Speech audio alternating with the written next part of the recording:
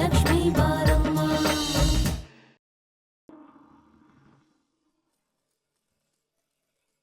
ಚಂದು ಸ್ವಲ್ಪ ರೈಸ್. ಸಾಕು ರಾಮ್, ಸಾಕು. ಚಂದು, ನೀನು ಆಂಟಿಬಯೋಟಿಕ್ಸ್ ತಗೋಬೇಕು. ಚೆನ್ನಾಗಿ ಊಟ ಮಾಡು, ಇಲ್ಲಾಂದ್ರೆ ಆಯಾಸ ಆಗುತ್ತೆ. ನಾನು ತಿಂದಿದ್ದು ಸಾಕು, ಮಲಗಿದ್ದು ಸಾಕು. ಮನೇಲಿ ಇದ್ದಿದ್ದು ಬೋರ್ ಆಗ್ಬಿಟ್ಟಿದೆ ಸಿದ್ದು. ಯಾವಾಗ ಆಫೀಸ್ಗೆ ಹೋಗ್ತೀನಿ ಅನ್ನಿಸ್ಬಿಟ್ಟಿದೆ. ಅಮ್ಮನ ಕಾರಣಕ್ಕೆ ಮನೇಲಿದ್ದೀನಿ ಅಷ್ಟೇ. ರಾಮು, ಅಮ್ಮಂದು ಊಟ ಆಯ್ತಾ? ಅಮ್ಮಂದು ಆಗ್ಲೇ ಊಟ ಆಯ್ತು. ಮಾಡ್ಲಿಲ್ಲ ಅಂದ್ರೆ ಚಿನ್ನು ಬಿಡ್ಬೇಕಲ್ಲ. ಚಂದು ಸರಿ, ನಾಳೆ ಆಫೀಸಲ್ಲಿ ತುಂಬಾ ವರ್ಕ್ ಇದೆ, ನಾ ಮಲ್ಕೋಬೇಕು. ರಾಮು ಗುಡ್ ನೈಟ್ ಕಣ. ರಾಮು, ಗೇಟ್ ಬೀಗ ಹಾಕಿದೇನೋ? ಇತ್ತೀಚೆಗೆ ನಾಯಿಗಳ ಕಾಟ ಜಾಸ್ತಿ ಆಗಿ ಹೋಗಿದೆ. ತಾತ, ನಾನು ಅದನ್ನ ಮಾಡ್ತೀನಿ, ನೀವು ಹೋಗಿ ನೆಮ್ಮದಿಯಿಂದ ನಿದ್ರೆ ಮಾಡಿ. ಏನಾದ್ರು ಒಂದು ಕಾರಣ ಹುಡ್ಕೊಂಡು ಮನೆ ಸುತ್ತ ಓಡಾಡ್ತಿರ್ತೀಯ ಅಲ್ವಾ? ಅಲ್ಲ ಚಂದು, ವಯಸ್ಸಾದ್ಮೇಲೆ ನಿದ್ದೆ ಎಲ್ಲಿ ಬರುತ್ತೋ? ನಿದ್ದೆನೂ ಇರಲ್ಲ, ಕನಸು ಇರಲ್ಲಪ್ಪ. ಹೋಗಪ್ಪ, ಅದೇನೋ ಬೀಗ ಅಂತೆ ಹಾಕೋಗು, ಇಲ್ದವ್ರಿಗೆ ಮನುಷ್ಯ ಮಲ್ಕೊಳಲ್ಲ. ಸತ್ಯ ನನಗೆ. ಬಾಸಿದು ಹೋಗೋಣ. ಓ ಮಲ್ಕೋ. ಸರಿ ಬಿಡು.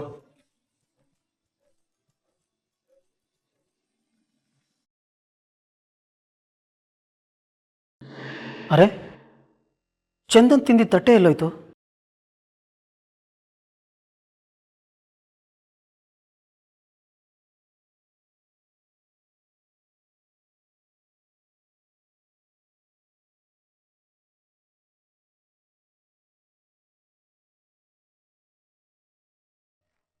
ಗೌರಿ ತಾಯಿ, ನೀನು ನನ್ನ ರಾಜ್ಕುಮಾರನ್ ಕಾಪಾಡ್ತೀಯಲ್ಲ ನೋಡು. ಗುರುಗಳು ಹೇಳ್ದಾಗೇನ ನಾನು ಎಲ್ಲ ಮಾಡಿದ್ದೀನಿ, ಆದರೆ ಎಲ್ಲರ ಕಣ್ ತಪ್ಸ್ ಮಾಡ್ತಿದ್ದೀನಿ ಅಷ್ಟೇ. ಬೇರೆ ದಾರಿನೇ ಇಲ್ವಲ್ಲ. ಎಲ್ಲರೆದ್ರಿಗೂ ಮಾಡೋ ಭಾಗ್ಯ ಅಂತೂ ನಾನು ಕೇಳ್ಕೊಂಬಂದಿಲ್ಲ. ತಾತಮ್ಮ ನನಗೆ ರಾಜ್ಕುಮಾರನ್ ಕನ್ಸು ಕಾಣೋದನ್ನ ಹೇಳ್ಕೊಟ್ಟದ. ಕನಸಿನಾಗೇನೆ ರಾಜ್ಕುಮಾರನು ಸಿಗ್ದ,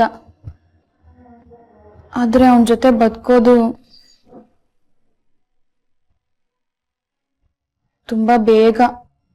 ನಿನ್ನನ್ನು ಕರ್ಕೊಂಡು ನನ್ನನ್ನು ರಾಜ್ಕುಮಾರನ್ ಬಿಟ್ಟು ಈ ಮನೆಯಿಂದ ಹೊಂಟೋಗ್ತೀನಿ.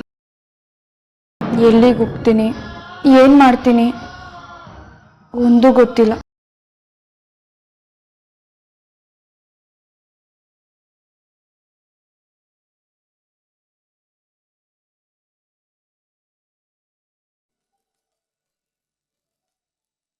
ಚಂದು,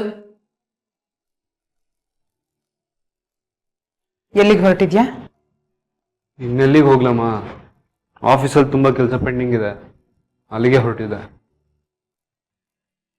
ಅದು ಹೇಗಾದ್ರೂ ಇರಲಿ, ನೀನಿವತ್ತೆಲ್ಲಿಗೂ ಹೋಗೋದು ಬೇಡ. ಅಮ್ಮ, ನಿನಗೆ ಯಾಕೆ ಅರ್ಥ ಆಗ್ತಿಲ್ಲ? ಇಷ್ಟು ದಿನ ನೀನು ಹೇಳ್ದಾಗೆ ಸುಮ್ಮನೆ ನಿನ್ನ ಮಾತು ಕೇಳಲಿಲ್ವಾ? ಸುಮ್ಮನೆ ಇರೋ, ದೊಡ್ಡ ದೇಶ ಸೇವೆ ಮಾಡ್ದೋನ್ ಹಾಗಾಡ್ಬೇಡ. ನೀನ್ ಹೇಳ್ದಾಗೆ ನಾನ್ ಕೇಳಲಿಲ್ವಾ? ರೂಮಿಂದ ಹೊರಗಡೆ ಕಾಲಿಡದೆ ಇರ್ಲಿಲ್ವಾ? ಇವಾಗ ನಾನ್ ಹೇಳ್ದಾಗ ನೀನ್ ಕೇಳು. ಏನ್ ಕೇಳ್ದೆ ಅಂತ? ಹೇಳ್ದೆ ಕೇಳ್ದೆ ಜ್ಯೋತಿಷಿ ಹತ್ರ ಹೋಗಿದ್ದೆ, ಆಮೇಲೆ ದೇವಸ್ಥಾನಕ್ಕೆ ಹೋಗಿದ್ದೆ. ನನಗೆ ಅರ್ಜೆಂಟ್ ಆಗಿ ಆಫೀಸಲ್ಲಿ ಇಂಪಾರ್ಟೆಂಟ್ ಮೀಟಿಂಗ್ ಇದೆ ಅಂದ್ರೆ ಹೋಗ್ಬೇಡ ಅಂತಿದ್ಯಾ? ಸರಿ, ಇವಾಗ ಏನು ಜಗಳ ಕಾಯೋಣ ಅಂತಾನೆ ತೀರ್ಮಾನ ಮಾಡ್ಕೊಂಡು ನಿಂತಿದ್ಯಾ?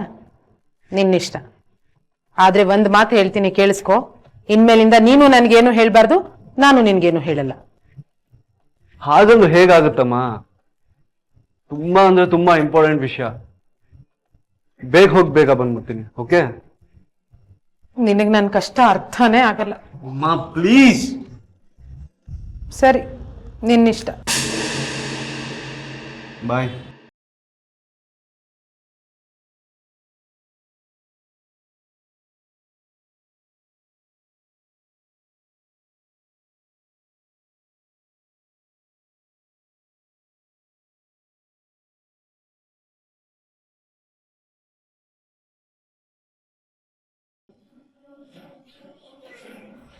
ಚಿನ್ನು,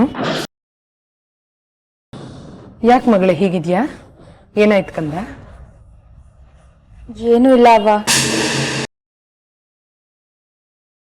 ನಾನ್ ನನ್ ಮಗನ್ ಬಗ್ಗೆ ಯೋಚಿಸ್ತಾ ಇರೋ ಹಾಗೆ ನೀನು ನನ್ ಮಗನ್ ಬಗ್ಗೆನೇ ಯೋಚಿಸ್ತಾ ಇದ್ಯಾ ಅಲ್ವಾ? ಈ ಮನೇಲಿ ಯಾರು ನನ್ಗೆ ಅರ್ಥ ಆಗಿದಾರೋ ಇಲ್ವೋ, ನೀನಂತೂ ಚೆನ್ನಾಗಿ ಅರ್ಥ ಆಗಿದ್ಯಾ.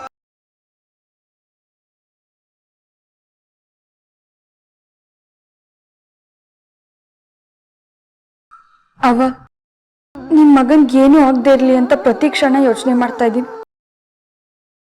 ಗುರುಗಳು ಹೇಳ್ದಾಗೆ ವ್ರತನೂ ಮಾಡ್ತಾ ಇದ್ದೀನಿ. ಆದ್ರೆ ನಾನು ಏನ್ ಮಾಡ್ತಾ ಇದ್ದೀನಿ, ಯಾಕೆ ಮಾಡ್ತಾ ಇದ್ದೀನಿ ಅಂತ ನಿಮ್ಮ ಹತ್ರ ಹೇಳೋಕ್ಕಾಗಲ್ಲ.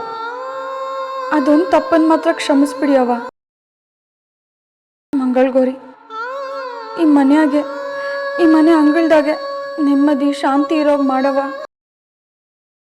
ನಾಳೆ ಬೆಳಿಗ್ಗೆ ಸಿಮೆಂಟ್ ಮತ್ತೆ ಮರಳು ಲೋಡ್ ಬರುತ್ತೆ, ದಯವಿಟ್ಟು ಚೆಕ್ ಮಾಡ್ಕೊಳ್ಳಿ.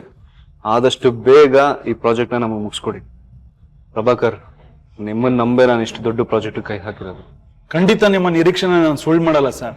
ನೀವು ನನ್ನನ್ನು ನಂಬಿ ಈ ಪ್ರಾಜೆಕ್ಟ್ನ ತಗೊಂಡಿದ್ದೀರಿ ಅಂದಮೇಲೆ ನೀವು ಹೇಳಿದ ಟೈಮ್ಗೆ ಈ ಕೆಲಸ ಮುಗಿಸೋದು ನನ್ನ ಜವಾಬ್ದಾರಿ ಅಲ್ವಾ ಸರ್? ನಾನಿನ್ ಬರ್ತೀನಿ ಸರ್.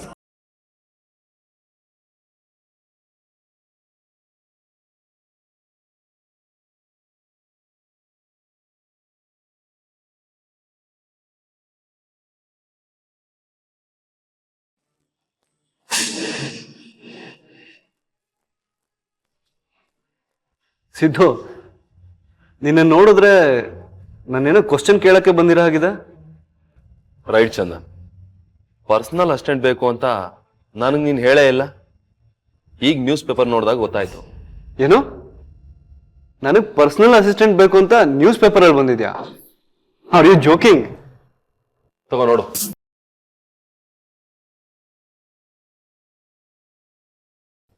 ಅರೆ, ನನಗೆ ಆಶ್ಚರ್ಯ ಆಗ್ತಿದೆ. ನಾನು ಈ ಆ್ಯಡ್ ಕೊಟ್ಟಿಲ್ಲಪ್ಪ. ನನಗೆ ಪರ್ಸನಲ್ ಅಸಿಸ್ಟೆಂಟ್ ಅಗತ್ಯನೂ ಇಲ್ಲ.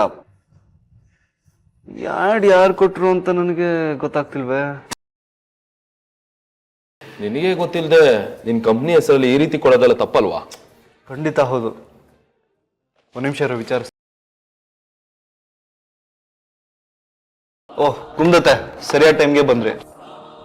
ಈ ಆ್ಯಡ್ ನೋಡಿ. ಈ ನ್ಯೂಸ್ ಪೇಪರಲ್ಲಿ ಆ್ಯಡ್ ಕೊಟ್ಟವ್ರು ಯಾರು? ಓ, ಇದಾ? ನಾನೇ ಕೊಟ್ಟಿದ್ದು ಚಂದು. ನಮ್ಮ ಕಂಪ್ನಿನ ಎಕ್ಸ್ಪ್ಯಾಂಡ್ ಮಾಡ್ತಿದ್ಯಾ ಅಲ್ವಾ? ಎಲ್ಲ ಕೆಲಸನೂ ನನ್ನೊಬ್ಳ ಕೈಯಲ್ಲೇ ಮ್ಯಾನೇಜ್ ಮಾಡೋಕ್ಕಾಗಲ್ಲ, ನನಗೂ ಕಷ್ಟ ಆಗುತ್ತೆ.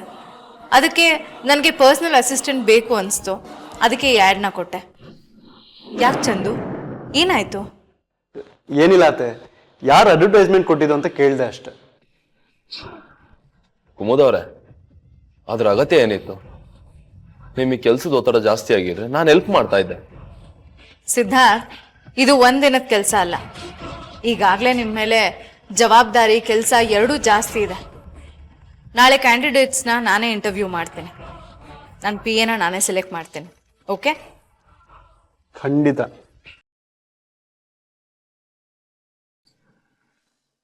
ಕುಮುದ, ನನಗೆಷ್ಟು ಸಂತೋಷ ಆಗ್ತಾ ಇದೆ ಗೊತ್ತಾ? ನನ್ನ ಕೈಯಿಂದ ನಂಬೋಕೆ ಸಾಧ್ಯ ಆಗ್ತಾ ಇಲ್ಲ. ಬೆಳಿಗ್ಗೆಯಿಂದ ಸಂಜೆವರೆಗೆ ನಿನ್ನ ಹತ್ರನೇ, ನಿನ್ನ ಜೊತೆನೆ. My god, really great. I love you ಚಿನ್ನ. ಮನೋಜ್, ಯಾಕೆ ಇಷ್ಟೊಂದು ಎಕ್ಸೈಟ್ ಆಗಿದೆಯಾ? ನೀನಿನ್ನೂ ಸೆಲೆಕ್ಟ್ ಆಗಿಲ್ಲಪ್ಪ.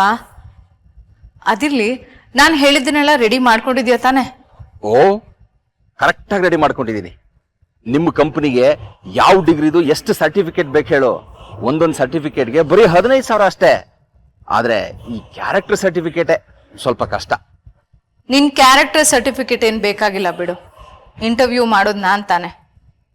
ಸಿವಿಲ್ ಇಂಜಿನಿಯರಿಂಗ್ ಸರ್ಟಿಫಿಕೇಟ್ ಇದ್ರೆ ಆಯ್ತು. Don't worry dear. ಲೋಕದ ಕಣ್ಣಿಗೆ ನಿನ್ನ ಗಂಡ ಆಗದೆ ಇರೋ ನಾನು ನಿನ್ನ ಪರ್ಸನಲ್ ಸೆಕ್ರೆಟರಿ ಆಗ್ತಿದ್ದೀನಲ್ಲ, ನನಗೆಷ್ಟು ಖುಷಿ ಆಗ್ತಿದೆ ಗೊತ್ತಾ? ಆದ್ರೆ ನೀನ್ ತುಂಬಾ ಹುಷಾರಾಗಿರ್ಬೇಕಪ್ಪ. ಅತಿ ಆಡಬಾರ್ದು. ಏನಾದ್ರೂ ಹೆಚ್ಚು ಕಡಿಮೆ ಆದ್ರೆ ಆಮೇಲೆ ನಾನ್ ಮಾತ್ರ ಸುಮ್ಮನೆ ಇರಲ್ಲ. ಜೆಂಟಲ್ಮೆನ್ ತರ ಇರಬೇಕು, ಗೊತ್ತಾಯ್ತಾ? ಯಾರೋ ಬಂದ್ರು, ನಾನು ನಿನ್ಗೆ ಆಮೇಲೆ ಕಾಲ್ ಮಾಡ್ತೇನೆ. ಸರಿ, ಬಾಯ್.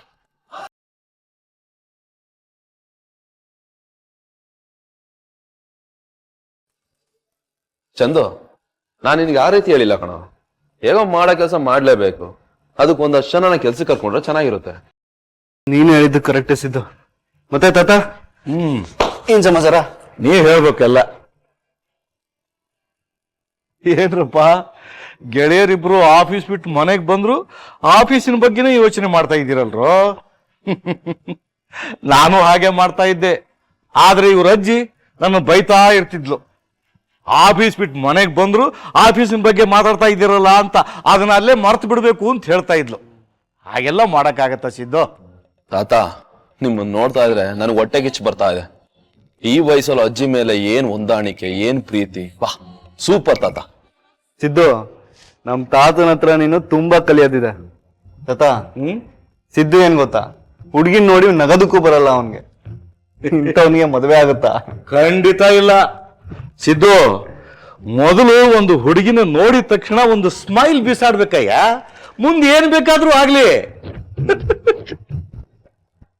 ನೀವಿಬ್ರು ಮಾತಾಡ್ತಾ ಇರಿ, ನಾನು ನಮ್ಮ ಭಾವಿ ಪತ್ನಿ ಜೊತೆ ಮಾತಾಡ್ತೀನಿ. ಆಯ್ತಾಯ್ತು, ಬಾಯ್ ಬಾಯ್ ಸಿದ್ದು.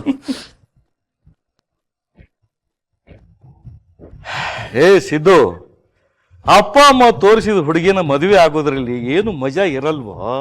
ನೋಡು, ನಮಗೆ ಇಷ್ಟ ಆದವಳನ್ನ ಎಷ್ಟೇ ಕಷ್ಟ ಆದ್ರೂ ಮದುವೆ ಆಗ್ಬೇಕು. ಪ್ರೀತಿ ಮಾಡದೇ ಇದ್ರೆ ಗಂಡಸಾಗಿ ಹುಟ್ಟಿ ಏನು ಪ್ರಯೋಜನ? ಗಂಡಸಾಗಿ ಹುಟ್ಟಿದ ಮೇಲೆ ಪ್ರೀತಿ ಮಾಡಬೇಕು. ಪ್ರೀತಿ ಅನ್ನೋದು ಒಂದು ಹಿತವಾದ ನೋವು. ಗಂಡಸ ಆ ನೋವನ್ನು ಅನುಭವಿಸ್ಬೇಕಪ್ಪ. ಕಾದ ಕುಲುಮೆಯಲ್ಲಿ ಕಬ್ಬಿಣ ಕಾದ ಹಾಗೆ ಗಂಡಸು ಪ್ರೀತಿ ಕುಲುಮೆಯಲ್ಲಿ ಕುದಿದು ತನ್ನ ಜೀವನವನ್ನ ಬೇಕಾದ ಹಾಗೆ ರೂಪಿಸ್ಕೊಳ್ಬೇಕು. ತಾತ, ನೀವ್ ಹೇಳ್ತಾ ಇರೋದ್ ನೋಡಿದ್ರೆ ಎದುರಿಗೆ ಸಿಕ್ಕಿದವ್ರು ಯಾರಾದ್ರೂ ಸರಿ ಲವ್ ಮಾಡಬೇಡ ಅನಿಸ್ತಾ ಇದೆ. ಬರೀ ಸಿನಿಮಾದಲ್ಲಿ ಮಾತ್ರ ನೋಡಿದ್ದೆ. ಸಿನಿಮಾದವ್ರಿಗೆ ಏನ್ ಗೊತ್ತೋ ಇದು? ನಿಜ ಜೀವನದಲ್ಲಿ ನಡೀತಾ ಇರೋದೇ ಸಿನಿಮಾ ಅಲ್ವಾ? ಒಂದ್ ವಿಷಯ ತಿಳ್ಕೊ, ಪ್ರೀತಿ ಹೇಗೆ ಹುಟ್ಟುತ್ತೆ ಅನ್ನೋದು ಇದುವರೆಗೂ ಯಾರಿಗೂ ಗೊತ್ತಿಲ್ಲ. ಅದು ಎಲ್ಲಿ ಬೇಕಾದ್ರೂ ಹೇಗೆ ಬೇಕಾದ್ರೂ ಹುಟ್ಟಬಹುದು. ಆದ್ರೆ ಅದನ್ನ ಗುರುತಿಸೋ ಶಕ್ತಿ ಇರಬೇಕು. ಅದಕ್ಕೆ ವಿಶೇಷವಾದ ಕಣ್ಣಿರ್ಬೇಕು. ತಾತ, ನೀವು ನನಗ್ ಮೊದ್ಲೇ ಸಿಕ್ಕಿದ್ರೆ ಇಷ್ಟೊತ್ತಿಗೆ ಬೇಕಾದಷ್ಟು ಜನ ಹುಡುಗಿರ್ನ ಒಂದ್ ಹುಡುಗಿ ಹುಡುಕೊಳ್ಳಪ್ಪ ಸಾಕು.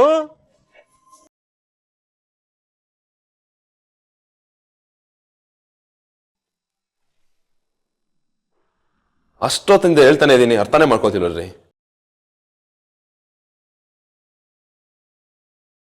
ಓ, ನೀವು ದಯವಿಟ್ಟು ನನಗೆ ಯಾವುದೇ ಕಾರಣನೂ ಕೊಡಕ್ ಹೋಗ್ಬೇಡಿ.